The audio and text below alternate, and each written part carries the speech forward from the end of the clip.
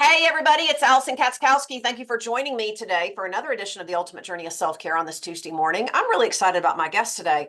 Today, I'm talking to Amy Taylor, who is a published fitness model. She's done numerous magazine covers, all kinds of gigs in the health and fitness space. And not only do I like to talk to people in the industry, but people who do different things in the industry. And so obviously you can probably understand that living the lifestyle of a model is very demanding, and self-care has to be paramount. So we're going to be talking a lot about what Amy does, what she prioritizes, but also some of the challenges and the hurdles that she's had to overcome as well to get to where she is. So thanks so much for joining me today.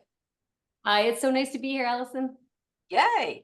So I know you and I were talking before we hit record, so I would love for you just to give my audience a little bit of background on who you are, your story a little bit. Introduce Yeah. yourself quickly. So hi, I'm Amy. So I started modeling like many by accident. Got scouted in a mall when I was 14. My dad was Wow. very worried that it was some kind of creep, and I guess I got lucky that it was not. He was a real agency owner, real photographer. My father was very careful the first couple shoots to I ensure things. bet. Oh yeah, because you have to be. There's creeps. Totally. Um, and then it was, I lived in Northern California outside the Bay Area, so there wasn't like a huge modeling industry. I did like runway shows in the mall for like Macy's and Junior League fashion shows, small time clothing labels in the San Francisco area. I'd be on the tags. This is way before online. Yeah. And then unfortunately, my whole family's tall, but I didn't keep growing. So that ended the hopes for editorial, like runway or that look. You have to be Yeah. tall. Totally. Um, and then I did a pageant when I was a teenager. Fine, helped pay for college. And Yeah. I went to college, was a runner in undergrad at Berkeley, and I wasn't so great at it, but I enjoyed fitness. My father ran marathons. It was probably in the Totally. blood. It ran in your family. I get it. Yeah. The fitness thing. I liked it. Totally. I like to move. Right. Helps work with the hamster, I suppose. Yeah. And so I was no gifted athlete, but I started to kind of build a more athletic body. And part-time while in undergrad, and then working after undergrad, I briefly worked in biotech, hated it, was not a very good scientist, but my undergraduate work was in biology. I thought I wanted to be a scientist, didn't like it. Meanwhile, the whole time I'm modeling part-time, whatever kind of gigs you can get. You just got your headshot. It's common to be a hyphenator. Started to get some milestones, like landing more paid gigs, signed by reputable publicists, booked a few bigger campaigns. You start to transition from, okay, this is largely a hobby, to like, oh, this business partially wants me, I Yeah. guess. Yeah. um Magazine covers and spreads in magazines, being flown elsewhere, enough budget to be in demand. And then I moved to Los Angeles. I pivoted to do an MBA because I did not enjoy biology and was not that good at it. And it was the only Yeah. thing I was qualified to do from my formal I education. understand. Yeah. But I had to we talk about transitions. I had to pivot. So I did an MBA, moved to LA, and that was where things really took off because it's the city of entertainment. Totally. Yeah. I get that. Everyone's got a headshot. So Yeah. was able to audition all the time, was able to go on go-sees all the time. Um, Perhaps I should have moved there sooner, but I moved there when I was 24. So you were And there how long then in LA? between graduate school, work, and modeling on the side the entire time, it was 24 years in LA. Wow. Yeah. And then Um, you moved to New York, which is where you are now. Correct. I was back and forth for New York for like 15 years. Lots of stuff here, lots of stuff there. And then I guess I had a midlife crisis. About a year and a half, I moved here full time. I wanted to do it for over 2 decades. I mean, Yeah. like many people, New York is this nonsense fever dream of a city. And but I finally did it now because I figured if I don't do it now, I'm never going to do it. And Yeah. it affords a lot of Totally. opportunities, a Yep. different vibe. Um, I'm in my 40s now. I'll still do fitness. I continue to, but actually, I'm doing quite a bit of broadcasting lately. Okay. Uh, and I think Love it. that's because it's New York. And Yeah. that's been fun. Yeah. So we'll see I where bet. that takes me. So So basically, really what you've talked about then is it's basically been this journey for you.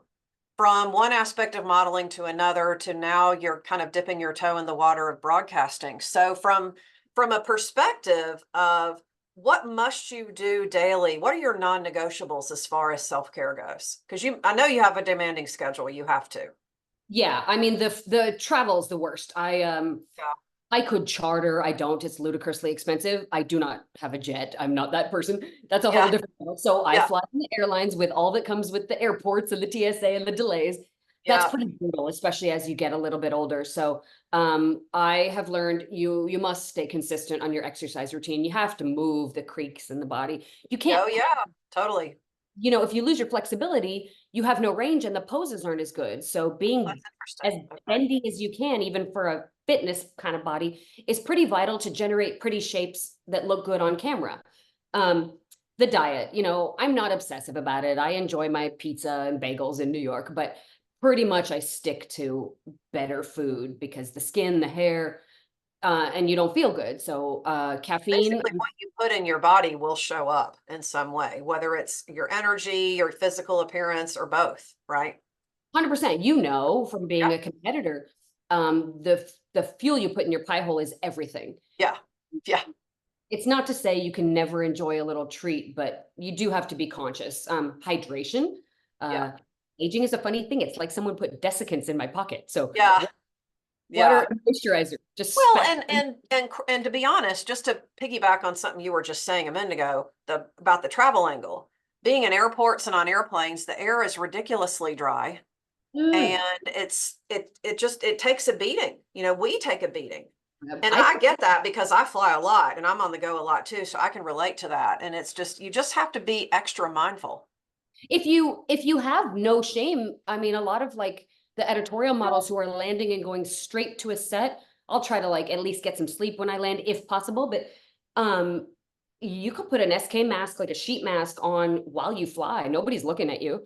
um Yeah, I don't always do that, but for sure daily moisturizing, sun protection, that's less of an issue in New York, but certainly when I was in Southern California, I sun bet. protection, Yeah, big deal. yeah, I um bet. So you know what are some of your travel hacks though? Like, I'm just curious because I know people in my audience probably want to know this. Like, are there certain items that you always travel with that you never leave home without? Do you have like a routine that you do when you travel to ensure that, say, you're going to stay hydrated and you're going to make sure that you have good, I'm sure you travel with like snacks and all kinds of things in your bag so that you're not subjected to like getting that airport pizza or something else, right? Airport food is poison. Yes, for sure. I do not eat also the bloat on the flight at altitude. Planes are pressurized to like 8 or 9,000 feet, so it still doesn't feel good. Yeah. Don't drink bubbled water because that doesn't feel good at altitude. Tomato juice can help with bloat. And activated charcoal is something. I like to fly planes for a hobby, and I learned that from other pilots. Is that activated charcoal? You can get it at Whole Foods. Is very good for reducing bloat that's caused by flying. Interesting. So Um, activated charcoal, what, in your drink or do you consume it? it's like a vitamin. You can look Okay, it up and buy it on Amazon or at the GNC type of interesting. store. Okay. I Yeah, learned something new today. it's great. Um, I tend to try to take the first flight of the day. That makes for some brutally early mornings, but the weather is calmer in the Yes, morning. Any sailor will tell you that. I would agree with And you. yeah, and the backups, the nonsense with mechanical or weather or delays, you have a better chance. So if I can, I take the first flight of the day. I call the hotel and tell them what's it going to take for me to check in early and take a nap. If I can, if I can't, oh Yeah, well. But I do tend to try to take the first flights of the day, especially if I'm on like a shorter flight. Those regionals, they get backed up and you'll ruin your schedule. You'll miss totally. your shoot, you'll piss off your client. Um, so yeah, and now I'm on dad time organization wise. I don't get to the airport late. I've learned don't add stress to your life. Just get there. Yeah, yeah, And then it's a get very an simple email. thing, but I agree with you. I've gotten much better about that too. And unfortunately, it's really out of your hands. You really have to get to the airport much earlier than you would think, you And know? it's fine. You can have a tea and just do some emails. We all Yep. have online lives now. So like you don't need to like push it just to like save. You're not just get some work done when you're there or bring a book Yeah. if you Yeah, you're really not helping yourself by not doing that. So I get it. Totally. on set, of course, I have a kit. It stays packed. I never unpack it. I If it bet. if it's more fashion, it's got my undergarments, neutrals. It's got shapewear if I'm wearing like satin or silk, um, just to smooth it out. Anything I can save them Photoshop, then I'm more hireable later, right? Totally. Hair extensions that are the right color and style for me. If the And I'm hair, sure it's probably helpful that you travel with your own things versus relying on them to have things for you. It's kind of like the analogy to that I think of that comes to my mind is you always sleep better in your own bed. You can yes, go somewhere and say, you know what, I'm good. I just want like a room to myself or a double bed or a queen bed or whatever. It's not the same thing as like sleeping in your own bed. There's nothing that compares. So I get that. no, I mean, I know what color and shade my hair is at the moment, brown, highlights, gray, whatever's going on. And Yeah. if they don't have the same texture of hair, it's gonna look janky. Yeah. So my kit stays packed. And then I live out of my same, it's pretty big toilet kit. I just leave everything in it. I bet. I'm sure you have two of everything. You have something at home and then you have a bag ready to go. Makes Yeah, sense. why not? Why not? Because if you Yeah. unpack it, you're gonna forget stuff. So Yeah. and then I make sure I go to sleep like a nerd early the night before because I want to communicate with my clients and I want to be positive on set. People like to work with people they like. So a positive Totally. attitude is vital. That know, like, and trust goes a long way. They're not comfortable if you're cranky. And even if you get great shots, if you're a pain to work with, you're replaceable. There's Yeah. always competition. So Yeah. I can't do that if I'm exhausted. Uh, and then after shoots, it's kind of like doing Pilates for all day. So sometimes after shoots, I'll arrange a massage or some kind of chiropractic work to make sure I'm not too sore because it's Yeah. surprisingly hard on the body to like pose. So really what I'm hearing you say is there are a lot of these little things that you do to make life easier for you, but really what I'm hearing you talk about is this being proactive. It's deciding intentionally that I'm going to be prepared. Number one, I'm going to have my items ready. I'm going to have schedule an appointment to get a massage or whatever if I know that I'm going to be able to show up best to do that. Mhm. And to your point, it's even thinking ahead. I'm going to try to go to bed early the night before. I'm going to make sure that I call the hotel and see if I can take a nap. It's like that's an intentional decision. And I guess what I want to really speak to is, for people listening, that's half the battle is being intentional about how do I want this to look for me and how am I going to make this easy for me? And that's really what you're doing. Yeah, and I just don't think that you can chop down trees if you never sharpen your own axe. Oh, I love that. Love that analogy. Yeah, I Yeah. didn't make that up. I borrowed it, but I think it's great, I right? know, but it's really good. I like it. It's not especially a lot of us women are taught that anything we give to ourselves, time or things like massages are some kind of luxury. Yeah, okay, if you're getting them all day, every day, that's a bit weird. But Yeah. sometimes feeding your needs allows you to do better by Yes. your customers, your Yes. stakeholders, your Yes. suppliers, like whatever business you're in. If you're burnt out, you can't give. You have nothing left to give. Yes. Your Thank you. Say it family, again. Yeah. your children. Yeah, and Um, I just think we have to, as women, we just have to get over this BS thought and mentality that's, I think a lot of women still struggle with, really, if they're really being honest at the end of the day, that if I put myself first, I'm being selfish. yeah. It's an indulgent thing to do that when all these other people need me. And I'm just like, okay, I'm sorry, but I'm going to call BS on that too, because how can you be expected to show up as your highest self if you're running on fumes? It's just Yes. not going to happen. A friend of mine who's a yogi just disappeared to Costa Rica to feed her practice, her teaching, her karma, and yes, her body. And it's gorgeous, it's fun. Yeah. And she came back so much better. Yeah.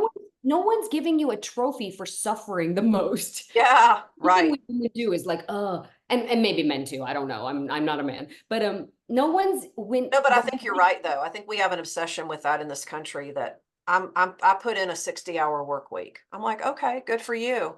And look, I'm not judging because I used to do that when I was building my fitness business. So I get that. those weeks happen, and that's Yeah, fine. But if totally. you're doing it to sort of be the most miserable, I mean, life is very short, and it's Yeah. okay to do what you need Yeah. because it does pay dividends to those you care about Yes. or those Totally. that are Well, and frankly. it's also the example that you're setting because especially in your world, being in the public eye a lot, being on stage, whether it's on a shoot or in a magazine or on stage or whatever else, in the broadcasting world, whatever else. It's like you're showing people what you're okay with by your example, Yes, you you know? know this. On stage, you are somebody, you are the sort of ideal and maybe a little of a figment because it's a bit of a created fantasy, but you do still have to be a human being. Yeah. Yeah. And we can talk a little bit. The challenges in my industry are that sometimes the desire to make such a beautiful image ends up in some destructive behaviors because it's too much of the unreal and Yeah. not enough of the real. Yeah. Yeah. Getting away from that more in modeling, and I think that's a very good thing. Oh, I agree with you. Yeah. So just real quick, what are some of the biggest challenges that you've had to deal with? Just, I can imagine like when you were younger, it was kind of figuring out a way to balance, all the commitments, the hustle and grind. You're trying to get established, you're building a career, you're building a name. And, anytime you do that, no matter what your career is or what your field is, there's a certain amount of freedom that you're giving up to do that. And you're signing up for that because you're like, I'm going to do what it takes to build my name and to establish myself because I have the choice and I can do that. Yeah, I mean, certainly when you're young, you're doing these TFP shoots, time for print, you're not getting paid. Yeah. Often no one in the crew is, and you're doing it to get a major cover. Like people would be surprised. A lot of the major covers, especially in fashion, the Vogues and the L's, a lot of times no one's getting paid for Yeah. that. I can believe it. They're Yeah. doing it for the tear sheets, right? Yeah. Because the brand doesn't have to pay. Because they're such a, so that you'd be surprised, or maybe the public would, that you're not getting rich off Vogue. Well, I mean, speaking frankly, they're getting paid. They're just getting paid by being visible. They're not getting money, but they're getting paid because they're being visible. That's their That's a payment. better way to say it. It definitely is valuable, and that's why people do it. Totally. Right. Totally. And it actually never ends. When you pivot from being a 14-year-old model to being like the nubile in the 20s doing the FHM and the Maxim sexy stuff, that's a different vibe than being a child, of course. Totally. As it should Right. be. And then you pivot to being now in your 40s, you're doing more clothing and fitness. You're appealing to more women, which I really love, finally. Yeah. Right. But you do still have to rebuild your name. It sort of never ends. I know. I know. Yeah. Which is, I mean, there's high competition. It's saturated. There's a lot of aspiring models. Standing out is hard. There's a lot of rejection and criticism. It's for every yes you get hundreds of no's, and you just kind of like in business. For every yes you get, you probably get at least 10 no's. it's a sales. But what's the take home from that? Just talk to more people. So for you, it's apply for more opportunities. Absolutely. They're Yeah. everywhere, especially now post-COVID. We have this remote modeling where they can trigger the online based camera and you can pose in your house and they're in Singapore or something. So Yeah. actually, Yeah. there's more opportunities than ever. Yeah. But there's still rejection, and you just, it's sales. You cannot take it personally. It doesn't mean you're a bad person. Yeah. You're just not right for the job. What's probably the biggest lesson you've had to learn? Whether it's something physical or mental or emotional, if you don't mind sharing. Professionalism and conduct, I think, which applies to everything I've ever done. I Mhm. think learning that it's not enough to stand there and let people take pretty pictures, that Oh, interesting. reliability will get you further. Integrity, honesty, punctuality, kindness. Doesn't mean you don't stand up for yourself, but the same lessons that are true in any business are true even if you're Wow. just standing in front of a camera. Yeah. And like most people, I don't think I knew that because I thought you just stand there and be attractive. Well, how could you know that? You went from being in a lab basically to Yeah. going and being in the public eye and in front of people on a constant basis where they're looking at the outside of you Yeah. first. I get that. It was weird. I think I've seen a lot of I think models need better rights. It's a business where the worker is often very young, Yeah. and the power players, the agencies, the magazines, the fashion brands are very wealthy and much older. I would like to see more like maybe unions or maybe some kind of collective. I've seen a lot of predatory behavior that I don't like. But that exists in my hobby of aviation. You have creeps. You have it in fitness. You have it in Yeah, everything. totally. Yeah, So I totally. hope that changes, and there are people working toward changes. lately in the last decade, the hardest lesson I've had to learn is because the market of opportunity shrinks for older models. There's still jobs, but it's just Yeah. not the volume because Well, and to your point, really what I'm hearing, and really what's coming up for me as you're talking is this, it's you get to decide how you want to show up. And yeah, that being in integrity and feeling like you're in alignment with what's important to you, whether that's speaking up if there's an issue that you feel like needs to be addressed, or if it's a boundary issue, or if it's something that, you know what, this just isn't working for me anymore. I feel like as a prominent model, I feel like what an example you would set for so many other people by you just talking about that, because that's something that nobody will take the time really to say out loud. They might think it, but they might not say it. They might just assume that people know it, you know? yeah, thanks. I'd like to maybe think about, I haven't stepped my toe in that pool, but I'd like to think about advocacy for the rights of models. And there's other people in that space, but I think Yeah. as I transition, post modeling, I think if I do stay tangentially involved, Yeah. um, it would be in that space because Yeah. it's better for those who come up after me, Yeah. then maybe my life meant something, right? Well, and just like any other industry, the modeling and entertainment industry, if you will, is changing too. And why is that? It's because the tastes of the public are changing, and people are so much more aware of things, whether they're social issues or world issues or whatever. And it's like, I just think that you have to really have that sixth sense to where you're almost hyper aware, Yeah. of what's happening right now, and how can you make that part of your brand? I think there's an opportunity there too. Yeah, I think young models are expected to understand contractual arrangements and releases and rights and what can happen to images if you sign away, if Yeah. the photographer Yeah. tells you to show a little more of this or less and you're 15 years old and they keep that photo for when you're a lot more famous later. And there's a Well, lot. there's no question that that knowledge is power. But I also think too, to your point, it's really important that people like you are out there talking about it, because that's the first step in making any kind of change. And this I is hope why so. anytime I'm on my show here talking to people like you and other people, it's like I'm always going to say, look, you're your own best advocate. Whether it's deciding that you're going to be proactive with your self-care habits, or being proactive with something else. It all goes together. It's not just a separate thing, right? Yeah. It's not. Success in business is also personal success. The two are the same. Yes, Uh, totally. and yeah, I mean, I haven't had too many struggles balancing career and life because I sort of chose career over, I'm very close with my family, but that can be a struggle for others. And I'd like to Yeah, see sort of better accommodation for yeah, people's life totally. preferences. I think we're getting there. But I've developed my own strategies to pivot and dodge and weave as my career's developed. And I've had more longevity than frankly I thought I would have, which has been Yeah. nice and surprising. Well, but you kind of have your own brand. You know what works for you and what doesn't, and you've been in the industry long enough that you're in a position now where you can say this just doesn't work for me anymore. I'm going to focus. That's why you're doing broadcasting. You're kind of branching out a little bit, and I don't ever think that's a bad thing, regardless of what your business is. Yeah, I mean, people who are great on film are just a pleasure to be around, especially like comedians. I mean, God, Yeah, they're just good fun. And if you yeah, can get, I mean, what's more fun than getting paid to just hang out and laugh, right? I can't yeah, believe right, it. right. Thank you Well, to the and for fans. those people, it's easy. It's their zone of genius. It's just easy for them. It's what they love. It's what they enjoy. And I just feel like, you know, the modeling and entertainment industry can be a rat race, or it can be what you want it to be. And you can find that lane where you feel like you can contribute, but at the same time, not do it at your own expense.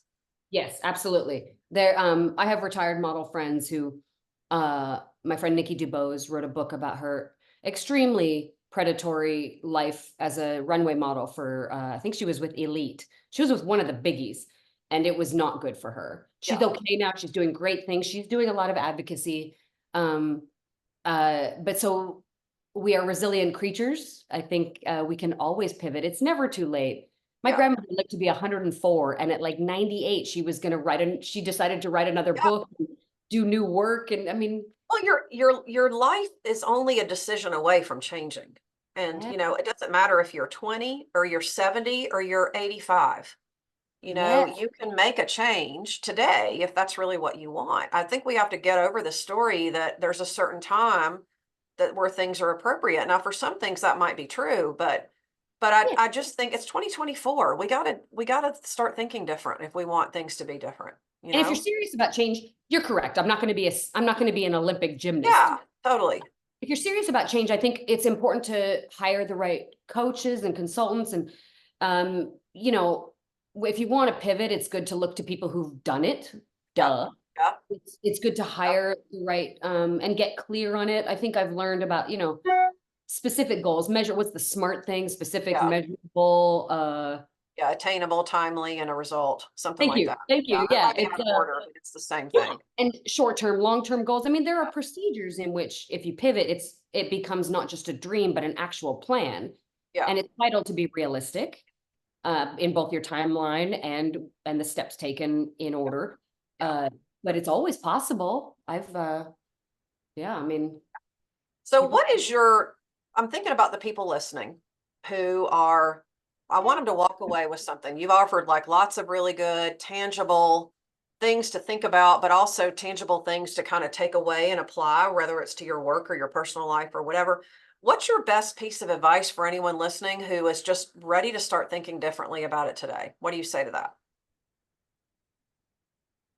I think talk to yourself the way you'd want to hear somebody talk to your best friend. Interesting. Okay. In that head of yours, when you're thinking about what you can do, and in the quiet of when you're quiet at night and by yourself, you know what you really want. Only Mhm. you know, and you hear it in there. Yeah. Very good And point. talk to that quiet little voice the way you'd talk to somebody else that you love. Mm, Because a positive mindset is your first step. When you're grateful, think about the tough things that you've mastered before. When you're yeah. looking at something you want to do, think about like, oh, I did that other thing and I won. Yeah. Dang it. Because I can, and that means I can do this. Yeah, Affirmation. our ego loves to get in the way and kind of remind us of what's not working, right? But And to we've your all, point, I think it's just a very simple piece of advice, but I think it can't be said enough. So I really appreciate you sharing that. yeah, affirmations, focus on the positive and fail. Guess what? Everyone fails. Just keep Yeah. failing. Well, there's really one of my personal beliefs is there really is no such thing as failure, or because you're always going to learn something. So it's not a failure. Yes, that's such a great outlook. Yeah, It's true though, you it know, all stems from treating yourself like you would treat a good friend. love that. Where can people connect with you, Amy? Oh, I'm on all the socials. Almost all of mine are Amy Taylor NYC. Mm, So you okay. can keep up with my nonsense, or if you like, say hi. Okay. Outstanding. So Facebook, Instagram, LinkedIn. YouTube, Snapchat, TikTok. Yeah. You're on all of it. Okay. So yeah. Pretty much Awesome. Amy Taylor NYC. I'm around. Well, thanks so much for sharing your insights today. I know you're the industry you're in and the lifestyle that you lead is I know can be really challenging. And I know a lot of people probably have their own ideas about how it works. So I just think having real talk is really important. So thank you for sharing with us today. Thanks for allowing that, Allison. I Of appreciate it. course, absolutely. So folks out there listening, if you would like to connect with Amy, you will find all of her information in the show notes below, all of her social media handles, Facebook, Instagram, YouTube, all of it. And if you want to just subscribe and follow all of her travels and where she is, and if you wanted to reach out and connect with her, I'm sure you could do that as well. And on that note, if what we've talked about today has really resonated and landed with you, and you would like to share it with a friend or a colleague, or you know somebody that you think would really benefit from this conversation, please feel free to just copy the link and send this episode to that person as a free gift from me. Or if you like, go to my website, www.theallisonk.com. That's Allison with one L.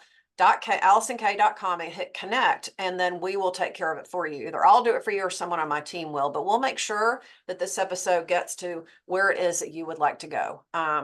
Thank you for all of your support, for listening, for always subscribing, for communicating. Know that my DMs are always open and I always love hearing from you. And I hear from a lot of you every week and I try to write you back, but if I miss it, please just feel free to forward it and nudge me along because I do love to hear from you.